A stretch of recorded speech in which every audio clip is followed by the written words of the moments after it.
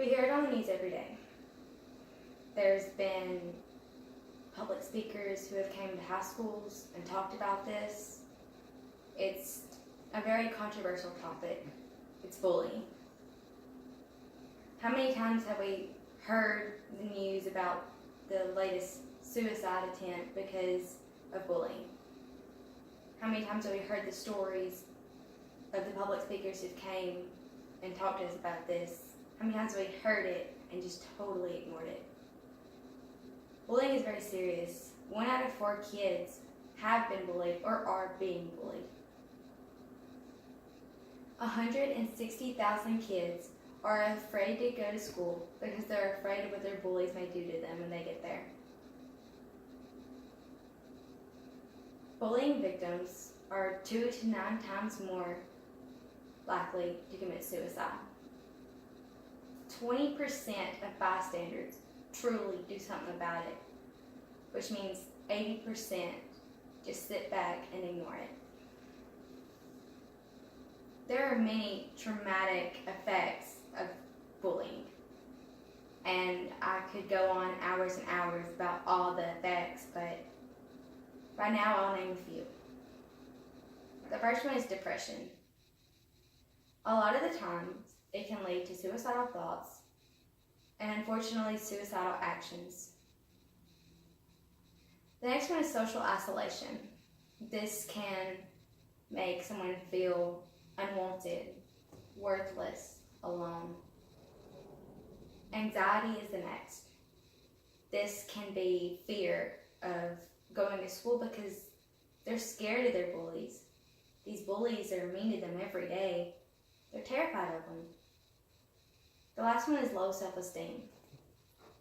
A lot of times this can be that the victim feels ugly or fat. This can also result into eating disorders such as anorexia or bulimia.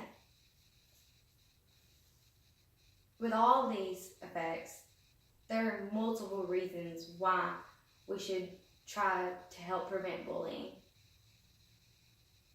But I have been bullied before, and it's not fun.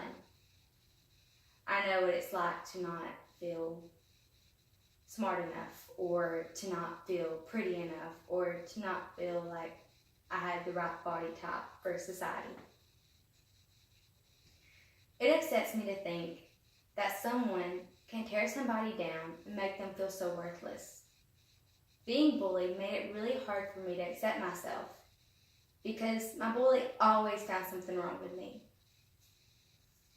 I believe that we should be lifting each other up and showing love to the bullying victims. I believe that a little bit of love can really warm a victim's heart.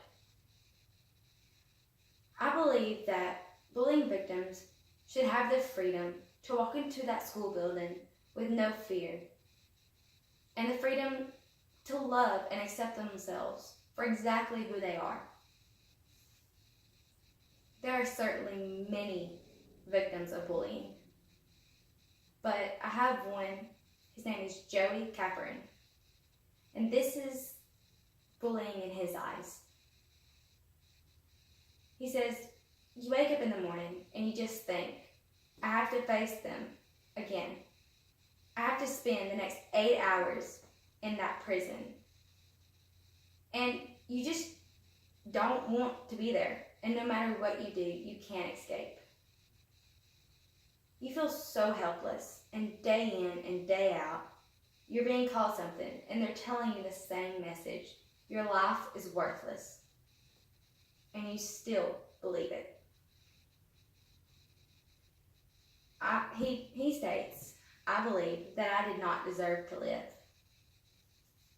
This is very common with many bullying victims when a lot of them actually truly take their lives. Think about the worst you've ever felt about yourself. Think about feeling that every time you woke up and every time you went to bed because somebody had been telling you so many lies and they had filled your head with so many things that were not true about you, and you finally just started believing them. It's an ongoing cycle. It's an ongoing cycle of pain and tears and worthlessness. The feeling of just being so worthless. A lot of bullying victims feels like walking into the school building and facing the day every single day is about as easy as running a marathon. It's the strength it takes to get up knowing what they're about to face. That's a lot of strength. It's very hard to do that. We can never repair the damage. However, we can try to give them joy and hope for a better future, in hopes that they know that the past does not define them, and they'll make it through it. It'll be hard, but they'll get there. There are many sources I used for this speech. My sources are www.ncpublicschools.org, www.bullyingstatistics.org, www.scicom.net, and www.stopbullying.gov, and www.cnn.com.